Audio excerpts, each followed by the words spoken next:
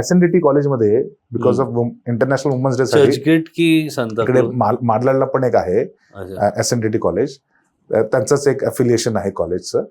तर मालाड वेस्टला आहे. तर त्यांनी बोलवलं होतं आम्हाला की इंटरनॅशनल वुमन डेला ऍज अ चीफ गेस्ट, आणि तुम्ही सांगा मुलींमध्ये पण असं. तर तिकडच्या काही मुली होत्या, गुजराती होत्या, त्यांनी एकदम मला गुगली टाकली. ते म्हणते की आम्हाला तिकडे काम नाही करायचंय, आम्हाला तिकडे यायचंय कारण की आम्हाला मास्टर्स डिग्री मिळाली की आमच्या आई वडिलांना हुंडा कमी द्यावा लागतो. कारण की आमच्यामध्ये मराठी लोकांमध्ये हुंडा प्रथा नाहीये, पण तिकडे मारवाडींमध्ये हुंडा प्रथा असते, तेलुगूमध्ये, मारवाडीमध्ये, पंजाबीमध्ये. तर जर मी शिकले की मला US मला जर एक्सपिरियन्स मिळालं तर मला तो हुंडा द्यावा लागतो. तर मी फक्त 2 वर्षासाठी शिकायला येणार, मला तिकडे राहायचं नाहीये. कारण माझं तर एंगेजमेंट झाली आहे आणि हे झालंय किंवा होईल, आणि 2 वर्षात 3 वर्षात मला लग्न होईल. त्याची लग्न पण आधी होतात. बरोबर. तर म्हटलं की या तुम्ही या, म्हणजे ऍक्च्युली आय एम अगेन्स्ट हुंडा. म्हटलं की बाबा म्हणजे इन आवर कस्टम्स म्हणजे इज व्हेरी इक्वल, आपण काही घेत नाही. पण त्यांच्यामध्ये आता जी काय रूढी परंपरा आहे, तर म्हटलं की त्याच म्हणजे that was something which I learn की तुम्ही ह्यासाठीही येऊ शकता.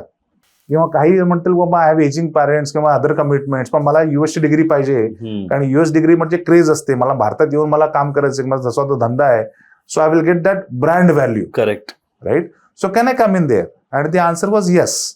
तर असंच मी म्हणजे माझं असं मत आहे की 10 वर्ष राहा, कारण 10-15 करोड तुम्ही कमवता, पण ते नसेल, काही तुमच्या अजून अडचणी असतील, त्यासाठी you have to come back to Bharat पुन्हा 2 वर्षानंतर, तुम्ही तेही करू शकता. तुमच्या मागे एक US युनिव्हर्सिटीची डिग्री असणं it's a good brand value. त्याचे फायदेच आहेत, त्याचे फायदे, नुकसान काही नाही. कारण तुमचं पूर्ण शिक्षण फुकट आहे. तुम्हाला वेस्टर्न कल्चर, तुम्हाला एक अनुभव मिळतो, तिकडच्या त्या चांगल्या गोष्टी तुम्ही आत्मसात करता आणि तुम्ही त्या इन्कल्केट करता. राईट. तर हे समथिंग न्यू आय लर्न की बाबा मला तिकडे यायचंय कारण माझं लग्न होणार. पर्पज वेगळं, पर्पज अर्थार्जन नाही, पर्पज लग्न, आणि लग्नासाठी तो खर्च माझा आई वडिलांचा कमी झाला पाहिजे. तर म्हटलं की ठीक आहे, म्हणजे you more than welcome to come. पण बघा, व्यवसाय करणारी एक कम्युनिटी विचार पण कसा करते, म्हणजे ते त्यांच्या कुठेतरी तेवढा बोलली. राईट. त्यामुळे पण you always learn because Gen Z, Gen Alpha, त्यामुळे एवढे असे ते प्रश्न विचारतात. म्हणजे अजूनही मला प्रश्न येत आहेत त्यांच्या प्रिन्सिपलचा फोन आला होता की देवजी, आमच्या मुली आम्हाला can you come back again. म्हटलं की बाबा आता मला जायची, तरी मी पुढच्या बुधवारी चाललोय अमेरिकेला. म्हटलं मी virtually I will connect to them. ते म्हणतात की म्हणजे शेवटी त्या प्रिन्सिपल मॅडम थांबवलं 1 तासानंतर की बाबा थांबा प्रश्न, आणि आता 2 तास आपला कार्यक्रम झाला, भाषण आणि Q&A. तर पण त्या मुलींचे प्रश्न काही थांबत नव्हते. जवळजवळ 250 मुली होत, I mean to say students, ज्या 2nd इयर 3rd इयरच्या स्टुडंट्स होत्या, आणि ते कंटिन्युअसली आस्किंग क्वेश्चन्स. कारण मेन म्हणजे काय की education is free. Right. So they have nothing to loose.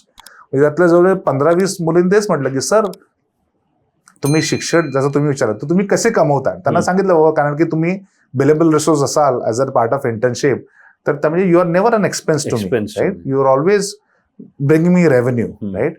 तर ते म्हणाले मग आम्ही 2 वर्षासाठी आलेलं चालेल का, कारण लग्न ठरतंय की लग्न होईल, हे ते. तर आय म्हटलं की I learn something new today, but yes, you are more than welcome to come in. Right. तर तसं आहे.